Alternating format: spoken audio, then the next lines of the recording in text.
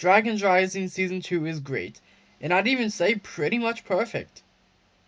I've made many videos discussing why I think this, from talking about the main characters, to picking apart what makes the side characters so great, to even the suits, and why the tournament suits are my 4th favorite set of suits we've ever gotten.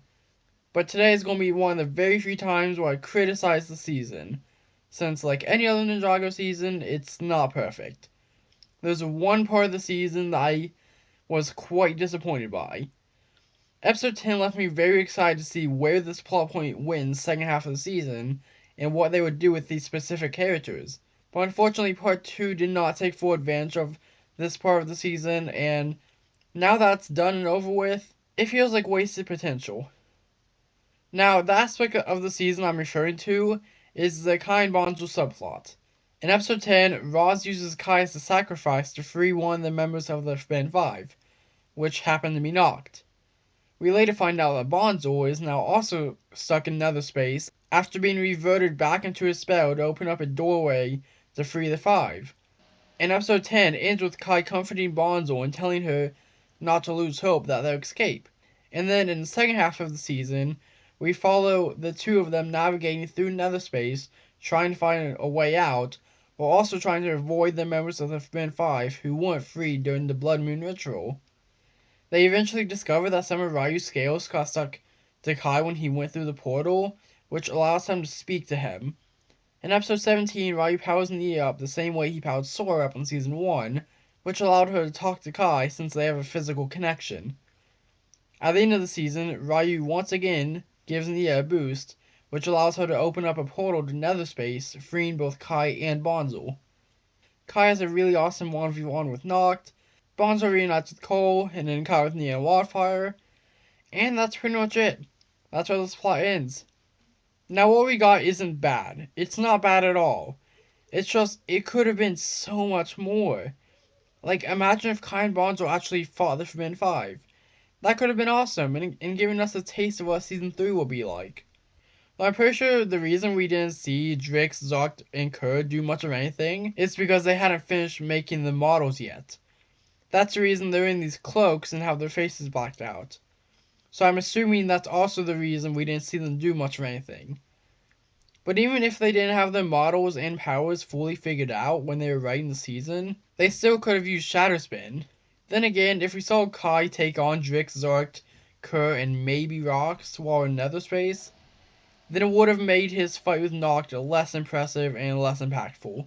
So, okay, I understand why they chose not to do much with the Forbidden Five who were trapped in nether space, but there's one other aspect of this plot that was seriously wasted and has no excuse. Dragons Rising has done a great job of fleshing out character dynamics. We get to see how different characters interact with each other and how they bounce off of one another. For an example, let's look at Nia. In Dragons Rising, Nia has 4 main characters she interacts with: Lloyd, Kai, Jay, Sora, and Wildfire. Wait, that's 5. And she has a different dynamic with every one of these characters. When she's with Kai, you can see how much they understand and care for each other, but they can also be very competitive and get on each other's nerves. They definitely feel like siblings. When she's with Jay, again, it's obvious just how much these two mean to each other, except this time it's in a romantic way. I'm just sticking to DR for this example, so there really isn't any more to say. Nia is kind of like a second in command behind Lloyd, and from this one scene you really get the idea that these two have gone through a lot together and have seen each other at their lowest moments, but have come out the other side okay. This might just be me, but I kinda see Nia as an older sister to Sora, just from the way they interact and how casual Nia is with Sora. With Lloyd and Aaron and then Kai and Wildfire, their dynamics definitely feel more student-mentor, and in the case of Kai and Wildfire, there's some father-daughter elements thrown in. But with Nia and Sora, there's definitely still that student-mentor relationship, but it feels more fun and casual, and these two feel really comfortable with each other, like siblings. And finally, with Nia and Wildfire, since Kai's basically Wildfire's dad, that would make Nia her aunt. And I definitely see that. I like how when Kai's gone, Nia steps in and looks after Wildfire. Other than Kai, Nia seems to be the ninja who Wildfire is the most comfortable with, and I really like that. The show takes time to give characters scenes where they just talk and bounce off of one another. So with a plotline where two characters are isolated together, surely the show took time to flesh out how these two interact with each other. Wait, they didn't? There was never a scene where Kai and Bonso just talk? Either about their situation or their families, or how close they both are with Cole?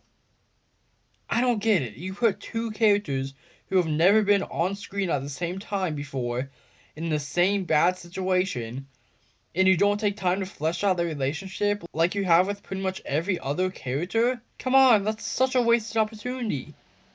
Now, I get it, there's a lot happening during the tournament, but was there really not enough time to take a couple of minutes to form some kind of relationship between these two? Was it really that important for that set commercial to be as long as it was? You couldn't have sacrificed one tournament fight in favor for a scene between Kai and Bonzo where they're not running from the Forbidden Five or talking to Ryu? Really? I can't complain too much though, since both Kai and Bonzo got fantastic character work in the first 10 episodes. But still, going into part 2, I was expecting the Kai and Bonzo side plot to have a lot more to it than it did. So overall, while I understand some of the decisions they made with this plot, there are others that I just don't get.